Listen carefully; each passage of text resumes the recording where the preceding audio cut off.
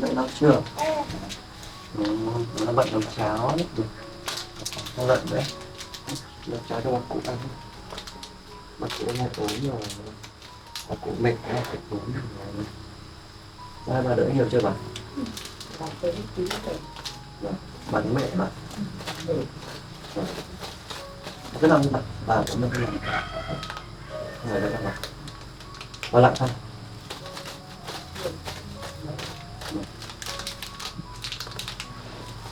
Để chân vào thật mặt.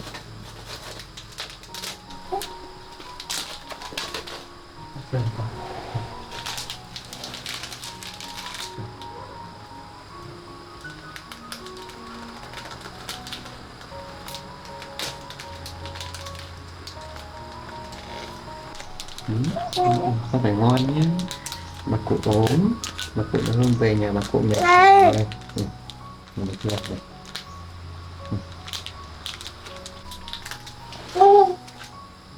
Ba nằm nghỉ ngơi nhé. Cháu nấu cháo rồi. Tí nữa cháo chín thì cháu lấy cho bà ăn nhé. Bà lại phiền con đấy đấy. Vâng, không sao đâu mà. Bà về đây chơi nghỉ ngơi là tốt rồi mà. Bà nghỉ ngơi nó mới khỏe. Cái đoạn trước bà về nhà nó nghĩ ngợi về quá. Vâng, không có ai cạnh bà nữa. Vâng. Bà nghỉ ngơi đi. Thì đẹp tí nữa lấy cho. Thế nào nghỉ ngơi nhé. Ở đây lấy cháo cho bà. Chúng ta cùng ghế ngồi nhé con.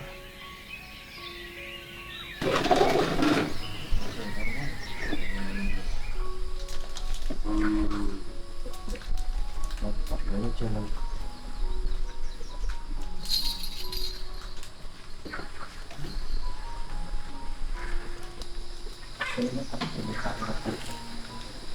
Chào chín chưa?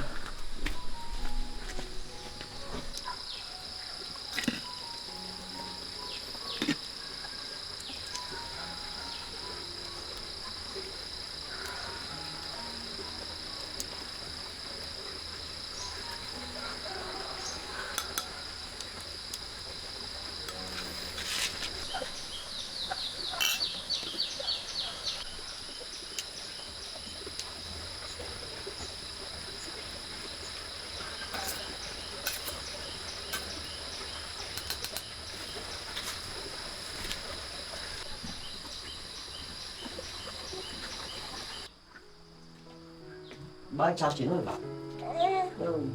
Lên cho bà. Bà dậy đi. Nói về nào.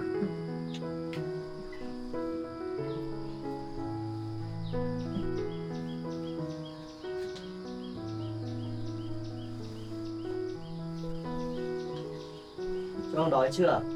Để cho bà cụ ăn đã nhá.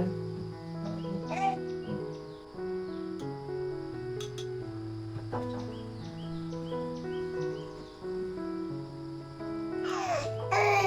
Nhiều cho nó khỏe.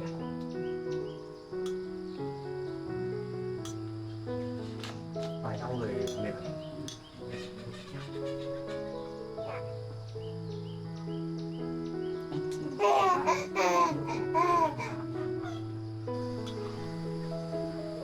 Ba nhiều rồi.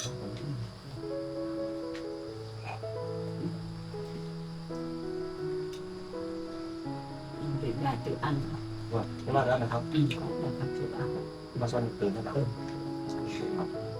Để cho cái làm.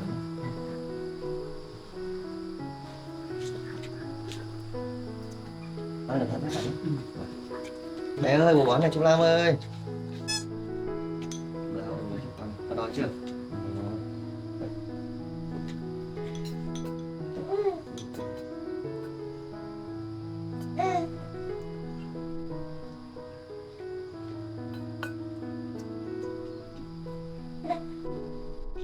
Đấy, tài nhá. Có đói là chú Lam à? Không thấy đói.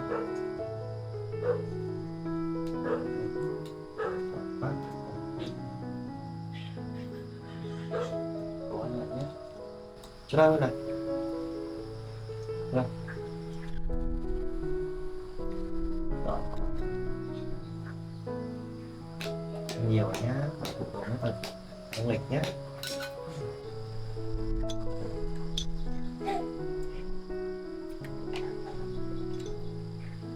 Ban cố à bà? Nếu mà chiều không khỏi thì tới gặp bác sĩ để khám cho bà. Đây là bạn nhớ được không ạ? Chả gọi bác sĩ đâu. bà cố ăn.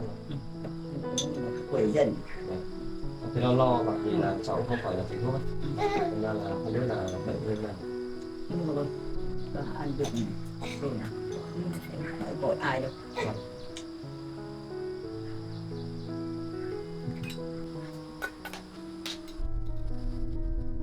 Vâng, vâng. Dạ.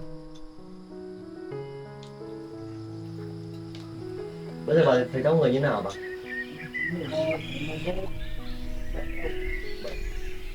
Hoa mắt không bà? Chóng mặt. Vâng. Thế chắc là bác sĩ bà, vì cháu không yên tâm.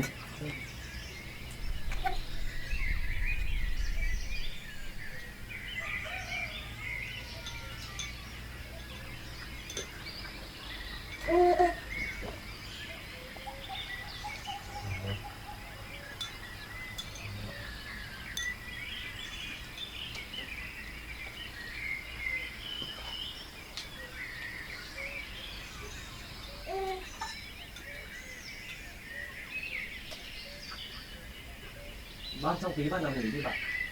Để cháu gọi không là cháu của bác chắc. Và chiều nó gọi bác sĩ khám cháu không yên tâm bà. Thì mình không biết là bị như thế nào, bị đau đầu ấy, thật không? Công an.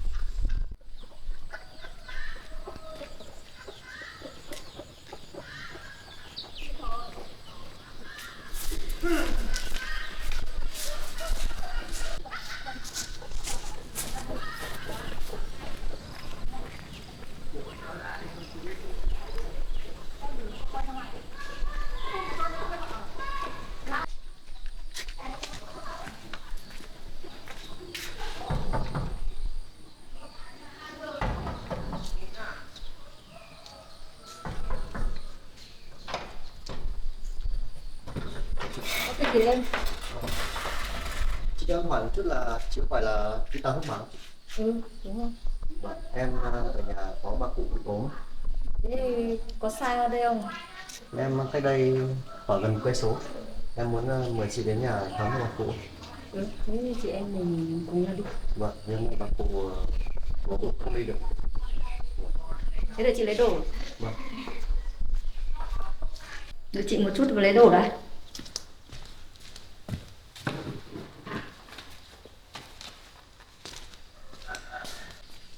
Thế nhà em có đi được thì xe máy không? Không đi đâu chị ạ. Mấy đoạn là đường rừng. Khó lắm á. Mà có không đi được. Thế thì chị khóa cửa xong các tụi em mình đi bộ nhỉ? Vâng. Bà cụ chắc đang bị cảm hay sao thấy bà ấy rét. Vâng. Có thuốc thang không chị? Không có thuốc đâu. Chị chỉ được phép là được sơ cứu với kiểm tra xem là sốt mức độ nào, xong là tôi mà bà đi tuyến trên thôi. Vâng. Chị chỉ lại thấy bà chỉ sơ cứu thôi. Đấy cũng được chị. Chị giúp em nhé.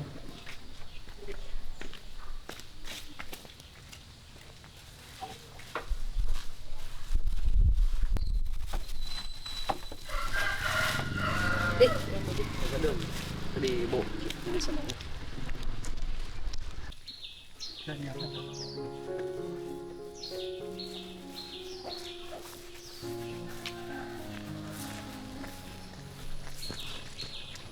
Đi chị ạ. Đường sách đi có sao em ơi? Đường tới đây gần 1 cây ạ, nhưng mà khó đi, có đoạn đi xe máy.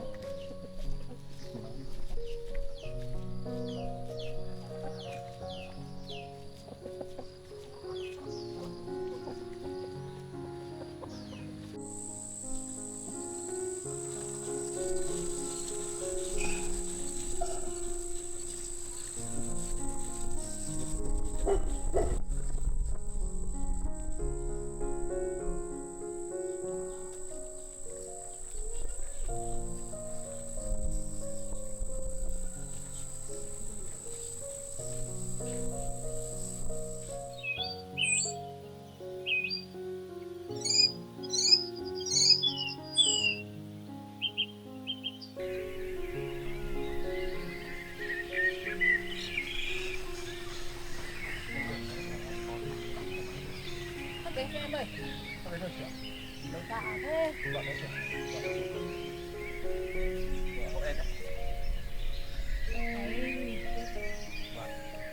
Nó có đường không? Có đường đi rồi. Đây cổ giật vào đây.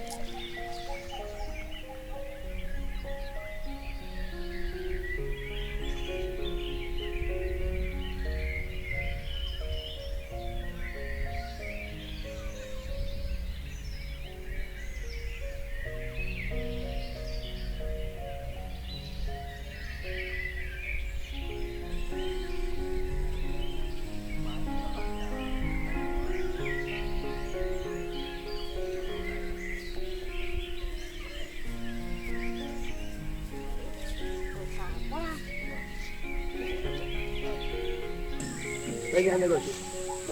Thì mãi cuối cùng cũng đến.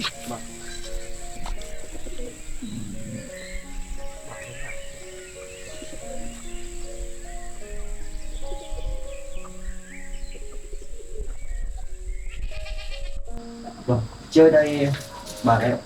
Bà ơi, bà thế nào rồi bà ơi? Đau đầu. Thế để con kể trước cái bài nhá. Ừ. Chào em nhé. Ừ.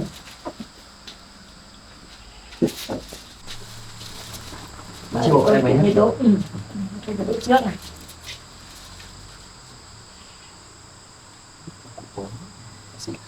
Từ sáng nay ăn gì chưa bà ơi? Chóng xuống lại thì chẳng đi. Mùa nóng như này. Bây giờ này trong người bà như thế nào?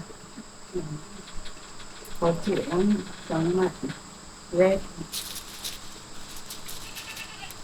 Đang hè. Một cục tháng. Nhiệt độ cũng cao phết đấy, 39 độ đấy. Thế là bà sốt hả chị? Ừ, bà đang sốt đấy. Vâng. Đây là do cả huyết áp nữa. Vâng, chiều em.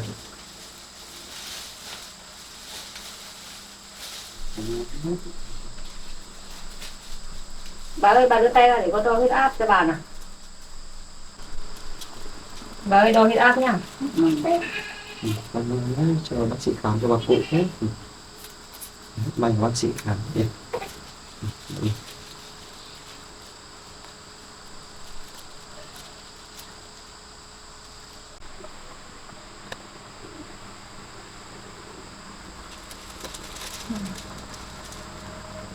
Đi nhé.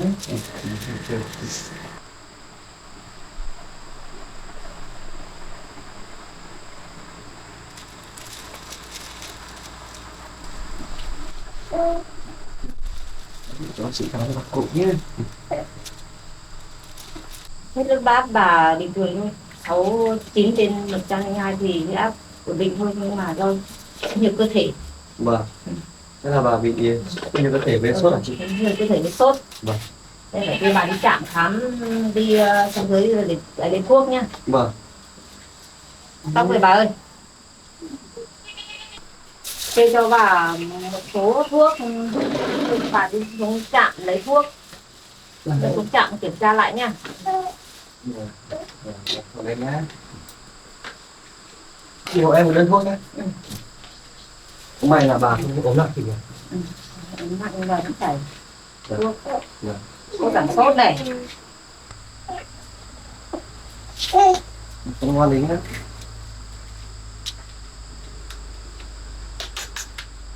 Còn đi nhá. Vâng. Vâng. Đi mua ngay về cho bà uống không? Vâng. Mua cho bà uống nhá. Vâng. Bà ơi, con khám cho bà xong rồi. Bây giờ là cái thuốc con đưa cho cháu nó rồi. Bà cố gắng ăn nhiều vào mau khỏe nhá. Thế cháu nấu cháo giúp cho bà ăn nhiều vào. Cảm ơn nha. Có gì đâu bà ơi, con xin phép đây luôn đây. Bà ơi, con xin phép đây. Thôi, tôi đi mua thuốc cho bà về uống nhanh để cho bà nhanh khỏi nhá. Vâng. Xin Thế phép. cảm ơn nhé. Thế hóa tiền em gửi với. Không, chỉ là để giúp đỡ thôi. À, chỗ em à. Vâng. Thế cảm ơn nhé. Chị đi về đây. Vâng. Thế cảm ơn chị nhé. Đi mua thuốc cho bà đi. Vâng. Để bà về uống ngay. Vâng. Thế chị uống nước đã chị ơi. Thôi, chị đang bận chút việc. Vâng, Thế nên chị đi xin phép đây. Vâng vâng. Em cảm ơn chị nhiều nhé. Không có gì. Vâng.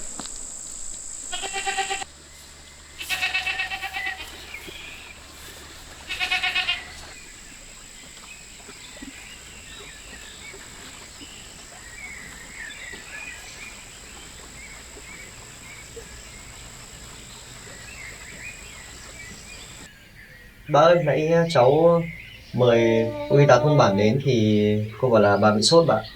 Vâng. Nhưng mà cũng may là huyết áp thì gọi là giảm nhẹ một chút thôi. Vâng. Không có gì là quá nghiêm trọng thì là cháu đi mua thuốc cho bà để bà uống cho nhanh khỏi nhé. Vâng. Bà cố gắng nghỉ ngơi. Vâng. Con đi bà nhá. Thì bà uống nó có tội không nhá. Vâng, bà nghỉ hoang. Cho bây giờ là cháu phải đi mua thuốc luôn, không sợ trời tối bạn. Em bé cháu bé theo một phần đi Là với bà đây nhá. bà mẹ có trong được không? Có gì đi cho nó nhanh rồi về. Được. Thế bà cố gắng bà đã mệt rồi, cô em bé nó mệt đấy bạn. Nó không có để đấy. Được. Thì cho nó nhanh về mà. Được. Cháu cũng đi sớm rồi về vào trời tối mất. Con bé nó ngoan thôi. Vâng. Không công việc, không lo đâu. Vâng. Cứ đi sớm về sớm. Vâng. Thế khi mà cố gắng trông nó phải đi mua thuốc cho bà mau khỏi rồi. Cho nên bà ăn cháu thì cháu đi mua thuốc về cho bà uống luôn, nó khỏi ngay rồi. Để bà uống lại cho lo. Vào nhà ngoan qua phụ nhá. Được chưa? Thế về với sữa cho uống nha. Nhiều hay không?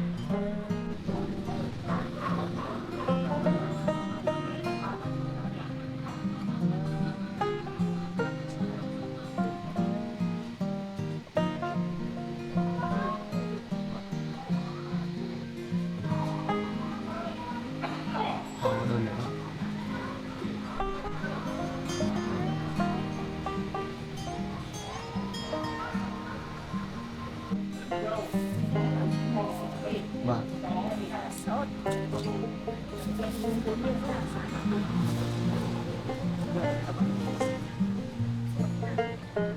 Thế là sốt hả bác?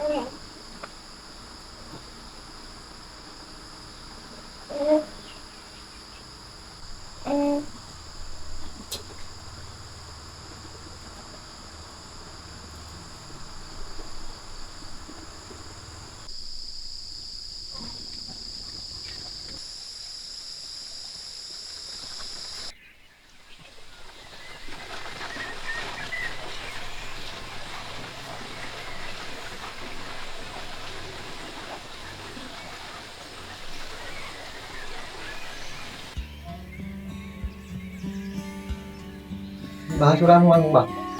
Ngoan lắm. Vâng. Các cháu đi uống thuốc về rồi mà. Bà không sốt chỉ bà uống tạm viên thuốc phi cảm cúm này nhé. Đây bác sĩ bảo là uống 2 viên.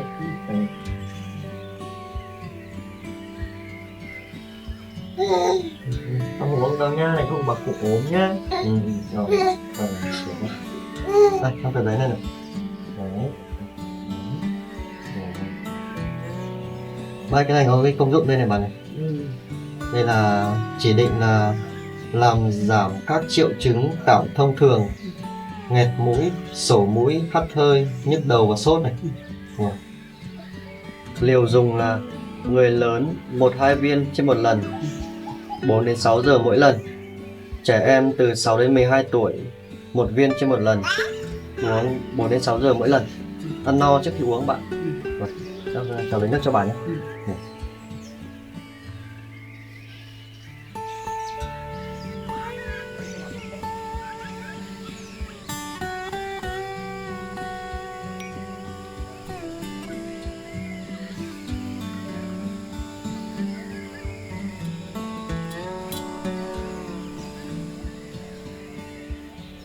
Các bạn, nước quan trọng nhé. Đặt một bé nào, nó uống thuốc nha.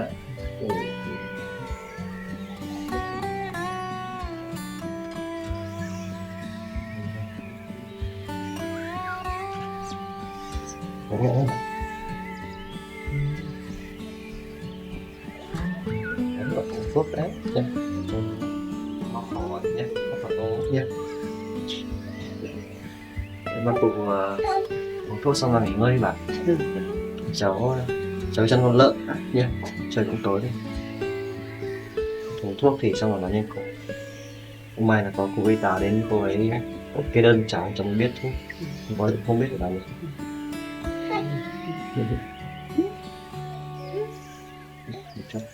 Con phải ngoan nhé, chắc.